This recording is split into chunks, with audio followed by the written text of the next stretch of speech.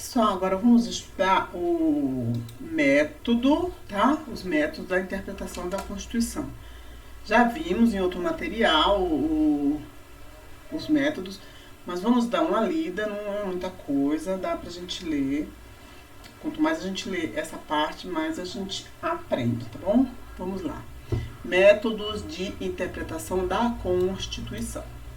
Os métodos de interpretação constitucionais, aliados aos princípios interpretativos, buscam dar à Constituição a melhor aplicação possível, de forma a preservar a sua natureza unitária. Conforme Canottillo descreveu seis métodos interpretativos, a saber.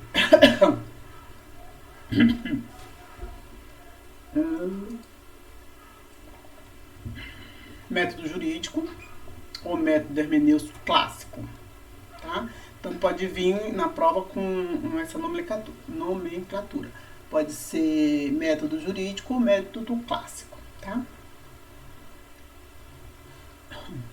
De acordo com o método jurídico, o método hermenêutico clássico, as constituições têm valor essencialmente jurídico, isso é, valor de lei. Interpretar a Constituição é interpretar uma lei, isso é, um conjunto normativo coercitivo. Nas questões eles vão perguntar muitas vezes, vão falar aqui, no método jurídico a Constituição não tem o mesmo valor que o valor de lei. O texto constitucional é o ponto de partida do trabalho do intérprete, de modo que a legalidade constitucional tem dupla relevância. Primeiro, é ponto de partida para a tarefa da captação do sentido por parte dos aplicadores das normas constitucionais. 2, é limite de tarefa de interpretação, pois a função do intérprete será de desvendar o sentido do texto sem negá-lo nem exceder. O sentido das normas constitucionais é extraído de 5 elementos interpretativos. O elemento filológico, semântico, gramatical. Filológico. Não é filosófico não, gente.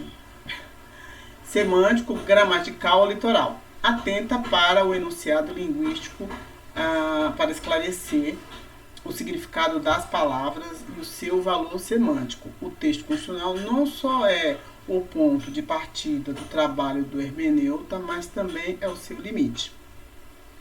O elemento lógico ou sistemático, as normas constitucionais não podem ser interpretadas isoladamente, mas como um todo harmônico, tá? Um sistema. O elemento histórico ou genético, as razões que levam o legislador à criação da norma jurídica deve ser considerado quando de uma interpretação. Busca-se o sentido da norma por meio do exame da vontade do legislador. Elemento teleológico ou finalidade. A interpretação da norma jurídica deve considerar a sua finalidade, a razão por que foi criada. E o sentido corpo comparativo, o modo como determinadas questões jurídicas foram resolvidas em estado estrangeiro, auxílio intérprete da Constituição. Em resumo, o método jurídico ou método hermenêutico clássico parte da premissa de que a Constituição é uma espécie de gênero, né, lei, e deve ser interpretada a partir dos mesmos elementos utilizados para a interpretação das demais leis. Essa visão, tomada por base instituto jurídico próprio do direito privado, e por isso sofre duas críticas. Assim, uma interpretação constitucional adequada não pode ser feita a partir da utilização exclusiva deste método clássico. O que é legal aqui também a gente vê o seguinte, ó, elemento, eu acho que é filosófico. Eu vou olhar, gente, onde que eu olho? Depois eu falo, deixa eu ver. Porque elemento filológico, aqui deve ter alguma coisa sobre essa questão do elemento, da hermenêutica. Vamos poder constituinte, hermenêutica. Vamos ver que elemento é esse, tá? Método interpretativo. Vamos ver. Princípio, natureza. E quero ver onde que tá a questão do método de interpretação. A gente está falando um pouco sobre o método de interpretação. Porque lá onde está falando do método de interpretação, vai falar um pouco aqui só está falando dos princípios. Não, o que? Filológico? Não tá aqui. Deixa eu ver aqui, vamos pesquisar, porque é uma dúvida boba, mas, gente, às vezes você está estudando e às vezes é uma matéria que eu já sei, mas vamos ver aqui onde que está. O método jurídico clássico, e o método jurídico está na página 172. Eu vou ver, porque não, né? Vamos ver aqui. O elemento filológico, é isso mesmo, gente, filológico, também chamado de literal ou semântico, pelo qual a análise deve ser realizada de modo textual e literal. Literal, então tá certo. O nome é esse mesmo, tá? O método, o nome é exatamente esse. Então vamos, então tá certinho. Então a gente vai ver que o elemento filológico, ou pode ser também semântico, gramatical ou literal. O elemento lógico é um lógico que também pode ser o sistêmico. O histórico ou genético, teleológico ou finalidade, comparativo, né? O modo como determinadas questões jurídicas foram resolvidas em Estado estrangeiro. Vamos agora para o método tópico problemático. Método tópico problemático, a gente tem que sempre lembrar que método tópico problemático, que a situação de interpretação vai partir do problema, certo? Então, bom, método de interpretação constitucional, denominado tópico problemático, pressupõe a compreensão do problema concreto a resolver, havendo nesse método a primazia do problema sobre a norma. Busca-se a compreensão do problema e da Constituição e utiliza a doutrina e a jurisprudência apenas como pontos de apoio. Trata-se de uma teoria de argumentação jurídica, segundo o qual não existe respostas corretas, mas argumentos que se impõem pelo convencimento. Na lição de Canutilho, o método tópico problemático no âmbito do direito constitucional parte das seguintes premissas. A interpretação constitucional tem caráter prático, pois procura resolver problemas concretos. A lei constitucional é indeterminada, tem caráter aberto. Preferência pela discussão do problema. O método tópico problemático possibilita o preenchimento de lacunas, mas a ausência de uma investigação doutrinária ou jurisprudencial pode contribuir para o casuísmo e para uma insegurança interpretativa. O caminho ideal a ser percorrido pelo intérprete deve ser a partir da norma para o problema e não do problema para a norma. Tá? Então, tem aí essa divergência. Vamos ver aqui. Método hermenêutico concretizador. Esse método ele é oposto ao método tópico problemática, porque aqui no parte do problema para a norma. Aqui no concretizador, parte da norma para o problema. Então, todo intérprete tem uma pré-compreensão a respeito dos elementos do texto que interpreta. E essa pré-compreensão faz com que extraia da Constituição, de início, um conteúdo que deve ser comparado com a realidade. A partir desse confronto, o hermeneuta poderá reformular sua própria compreensão do texto constitucional com vistas à adequação com a realidade. Então, a gente vai partir da norma, que a gente já tem um conhecimento, né? E a gente vai para a realidade, para a norma, para o problema. O método hermenêutico concretizador estabelece um movimento de ir e vir, um círculo hermenêutico do objetivo para o objeto e do objeto para o objetivo. A interpretação que assim se obtém realça os aspectos subjetivos e objetivos da atividade hermenêutica, a atuação criadora do intérprete e as circunstâncias em que se desenvolve, relacionando texto e contexto.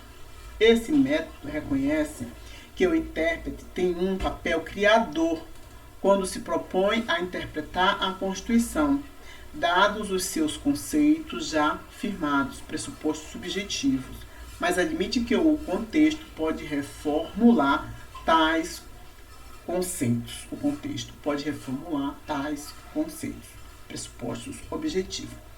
Então, note que o método hermenêutico concretizador se diferencia do tópico problemático, pois o tópico problemático se supervaloriza o problema e relativiza a norma, enquanto que o método hermenêutico concretizador dá prevalência ao texto constitucional e não ao problema. Então a gente fica com essa informação. Na hora que a gente vê alguma coisa sobre que valoriza a norma, que dá preferência à norma, então a gente já sabe que é o hermeneuta concretizador. E se valorizar o problema, né, aí a gente já sabe que é tópico problemático. Bom, vamos para o método científico espiritual, é um método valorativo sociológico. Por esse método, a interpretação constitucional deve levar em conta a ordem ou o sistema de valores subjacente à Constituição, assim como o sentido e a realidade que esta possui, né, que a Constituição possui como elemento do processo de integração comunitária. A interpretação constitucional transcende a busca por resposta ao sentido dos conceitos do seu texto. Procura, sobretudo, associar sentido e realidade, integrar a lei aos valores da comunidade, agregá-la à realidade existente do Estado. Trata-se de um método de cunho sociológico. O método científico espiritual trata-se de um método sociológico, pois as normas constitucionais são interpretadas principalmente a partir de valores subjacentes ao texto constitucional por meio da captação espiritual da realidade do povo, dá-se em científico espiritual. A Constituição tem aspecto mais político do que jurídico, pois o prisma deste método de interpretação, porque sua interpretação pode variar conforme o tempo e as circunstâncias do caso. Eis aqui um ponto frágil que impulsiona muitas críticas ao método. Método normativo estruturante. Esse método parte da premissa de que existe uma relação necessária entre o texto e a realidade, entre preceitos jurídicos e os fatos que eles intentam regular. Não é possível isolar a norma juridicamente da realidade, razão porque deve-se falar em concretização da Constituição e não em interpretação.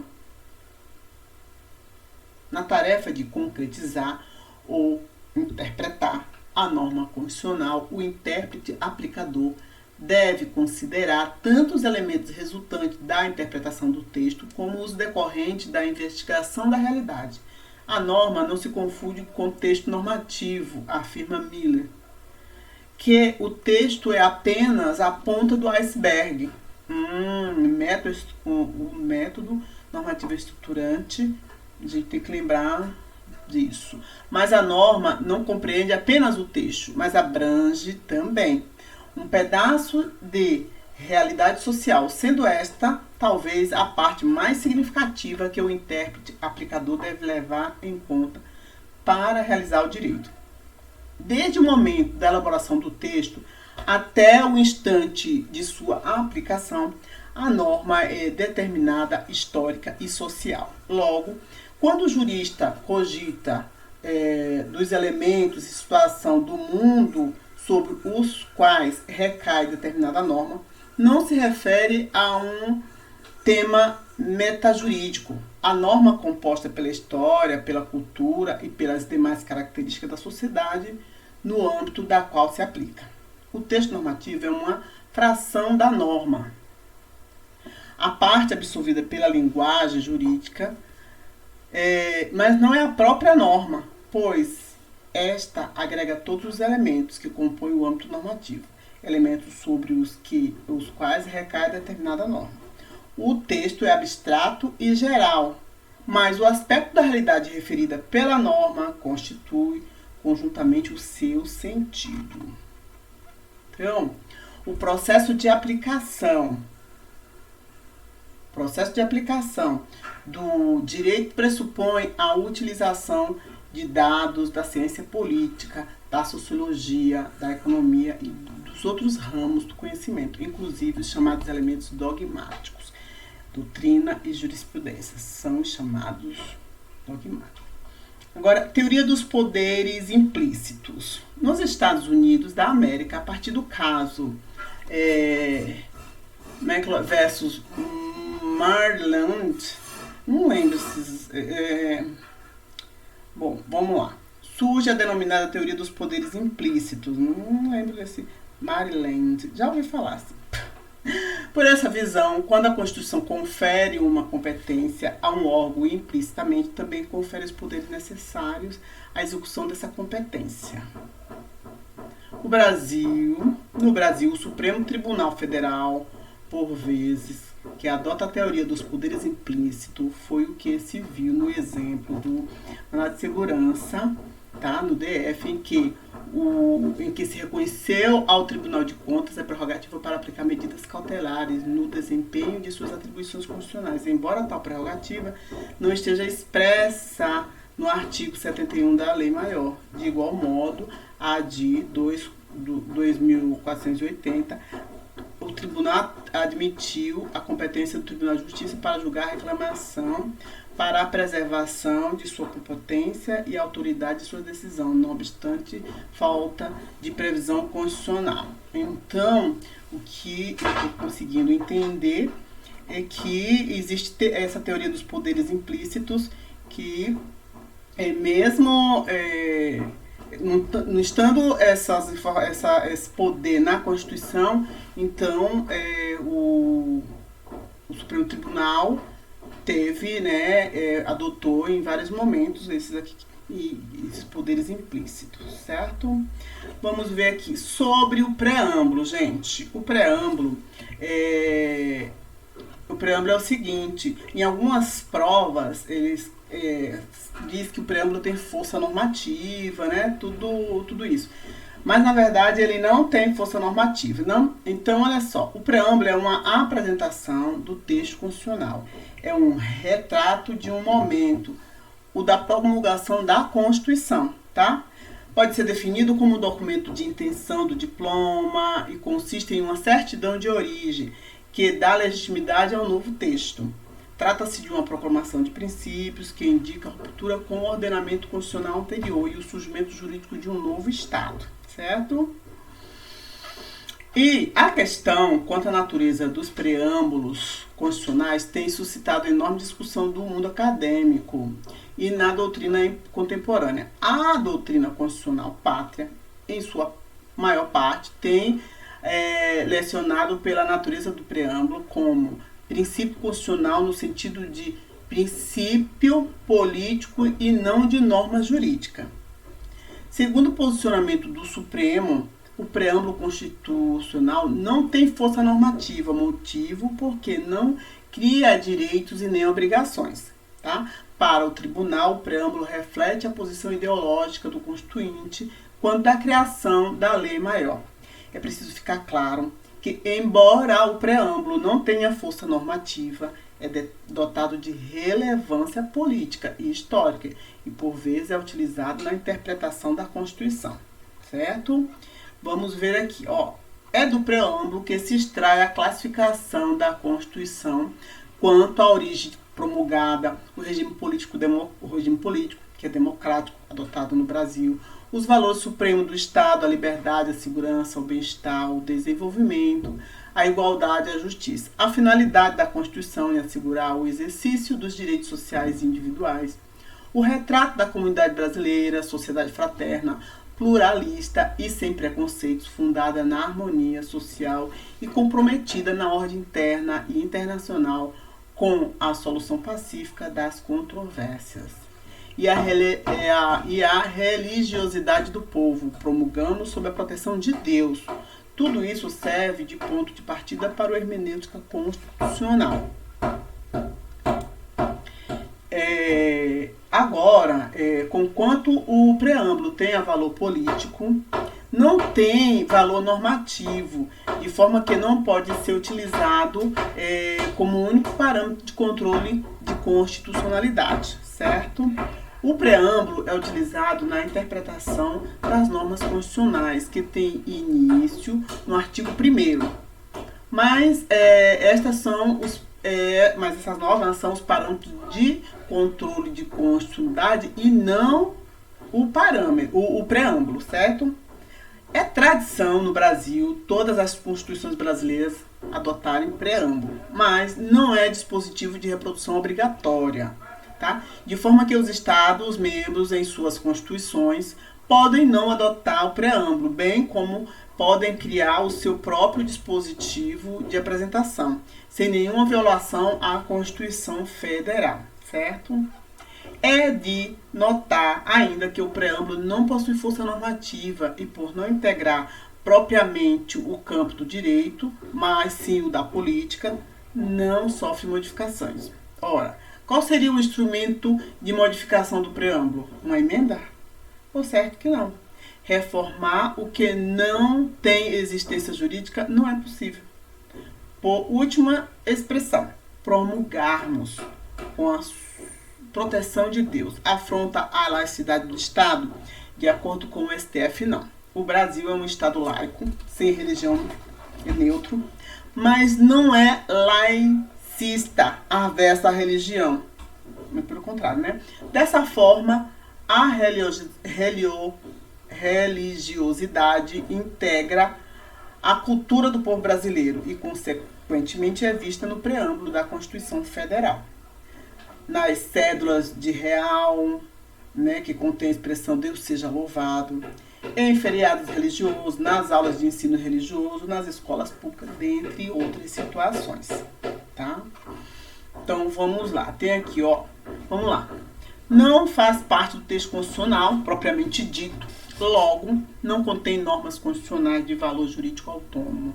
Não se enquadra no campo do direito, mas sim da política.